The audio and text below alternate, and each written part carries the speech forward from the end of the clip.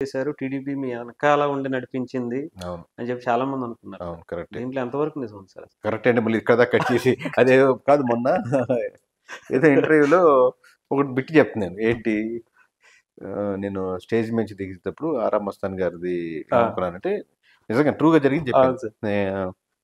మామూలుగా ఆరా మస్తాన్ ఏం చెప్పారో మాకు తెలియదు కదా అప్పుడు స్టేజ్ అవును. మీద నేను నా ప్రెజెంటేషన్ వెళ్ళిపోయాను. దిగి ఎలా ఉన్నాయి ఏం చెప్పారు అవతల అంటే సార్ ఆరా మస్తాన్ గారు వైఎస్ఆర్సీపీ గెలుస్తున్నారని చెప్పారు సార్ అని చెప్పారు. అప్పుడు నేను ఇంటర్వ్యూ చెప్తా ఏంది అంత చెప్పకూడదే ఎక్కడో తేడా జరిగింది అని అంటున్నాను. ఎందుకంటే ఆయనకున్న ఎక్స్పీరియన్స్ వేరే కదండి. ఇప్పుడు అవును సార్. తేడా జరిగింది అడదా కట్ చేశారు ఈ ముక్క. కేకే ఇప్పుడు బయటపడిపోయాడు అనేది ఆ ముక్క కట్ చేసి పెట్టాడు. అవును మీరు చూసారా లేదా ఆ వీడియో? చూసాను సార్. చూసాను సార్. అదే ఇప్పుడు ఆల్రెడీ అన్నీ ఉన్నాయి సార్. అదే ఇప్పుడు కరెక్టే అన్నది ఆ ముక్క వరకే కట్ చేసి టీడీపీ వెనకాల టీడీపీ సపోర్ట్. బట్ నాకు ఒక అడ్వాంటేజ్ ఇంత చెప్పినట్టు కనెక్ట్ అయిపోయారు పీపుల్ బాగా వెనకాల చెప్పి కలిసారా సార్? నిజంగానే లోకేష్ గారిని కలిశారు. మీకు అంటే చాలా ఉన్నాయి. ఇచ్చారు లోకేష్ గారి టీమ్ లో చాలా మంది కలిసి ఉండొచ్చు. బెంచ్ కారా అది స్విఫ్ట్ మామూలు కారు. అది ఒక అర్థం చేయించుకోవాలి. టైర్లు కూడా మార్చాలి. చాలా పనులు ఉన్నాయి దానికి ఇప్పుడు. అట్లా ఏం లేదు. అంటే ఒకవేళ నిజంగా బెంచ్ కారే ఉందనుకోండి లెట్స్ నా దగ్గర అంత మాత్రం వాడు తప్పు అని కాదు కదా.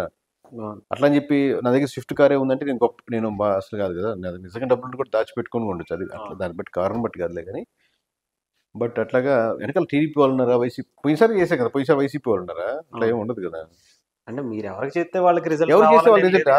ఇప్పుడు మీరు క్యాండిడేట్ నిలబడితే మీరు చేయమంటే మీరు చేసి పెడతాను. ఇట్లా చేయనా రిపోర్ట్ ఎలా ఉంది చేసి పెట్టరా అంటే ఎవరుకుంటే మీరు రిపోర్ట్ ఇవ్వడం వరకే. అందుకే జనాలను అయితే మార్చే అవకాశం అయితే ఉండదు కదా సార్. అలా ఏమైనా చేశారా? జనాలు మార్చేది అట్లా ఏం మార్చలేవు. ఎక్కడ ఏ కాన్స్టిట్యూన్సీలో మార్చేదానికి కావాల్సిన సలహాలు ఖచ్చితంగా వైఎస్ఆర్ ఎవరు క్యాండిడేట్ కానీ వాళ్ళకి చెప్తా అంతే కదా.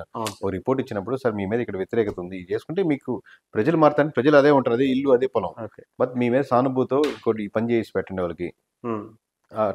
ఎంతమంది వర్క్ చేశారు సార్ మీ టీము అసలు? అంటే లాస్ట్ టైం చెప్పినట్టు ఒక్కరే హెవీగా మనకంటే కేకే గారి టీం తరఫున కిరణ్ గారు ఒక్కళ్ళే బయటకు కనిపిస్తారు. కానీ మిగతా మీ టీం అంటే ఎంత అంటే చేద్దాం ఒకసారి టీం ఒకసారి పిలిపించేద్దాం. అంటే దీంట్లో ఒక చిన్న ప్రాబ్లం కూడా ఉంది. 2 ప్రాబ్లమ్స్ ఉన్నాయి.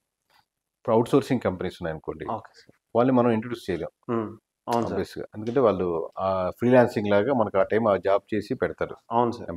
నెంబర్ 2 లోకల్గా ఉన్న థ్రెట్స్ మీకు తెలిసింది ఇప్పుడు ఎంత ఉన్నాయో. నాకు దేవుళ్ళలో మన తేడాగానో రకరకాల మెచ్యూరిటీ ఇచ్చాడు దేవుడు. ఇప్పుడు దీంట్లో ఎంతో కొంత కొంచెం ఒక పార్టీకి ఇంక్లైడ్గా ఉన్న రేపు పొద్దున వాళ్ళు పొరపాటున ఏదైనా రాంగ్గా మాట్లాడినా అది రాంగ్ పర్సెప్షన్ క్రియేట్ చేస్తుంది ఓవరాల్గా. సో నేనే ఫేస్ చేస్తున్నా. వాళ్ళ నెంబర్స్ అయినా కానీ ఏం షేర్ చేయకుండా లేదా ఎవరో ఒకటి నేనే రైటో రాంగ్ మంచో చెడు నేనే. ఎంతమంది వర్క్ చేస్తుంటారు సార్? ఇప్పుడు జిల్లా వ్యాప్తంగా ఉండేవాళ్ళు ఓవరాల్గా ప్రతి జిల్లా ఒక్కొక్క జిల్లాకి ఒక్కొక్క అవుట్ సోర్సింగ్ ఇస్తాం కానీ వాళ్ళు 20 మెంబర్స్ ఉండొచ్చు, ఒకదానికి 30 మెంబర్స్ ఉండొచ్చు, ఒక 15 మంది ఉండొచ్చు. ఒక జిల్లా ఒక ఊరు. కొన్ని 2 జిల్లాలు చూసుకునే వాళ్ళు ఉండరు, అట్లా ఉంటారు. మా వాళ్ళు కోర్గా ఒక 25 to 30 మెంబర్సే. ఎందుకంటే సిస్టమ్ మీద పనిచేసేవాళ్ళు కానీ వీళ్ళని మానిటర్ చేసేవాళ్ళు కానీ ఈ మానిటర్ చేసేవాళ్ళని అట్లాగా.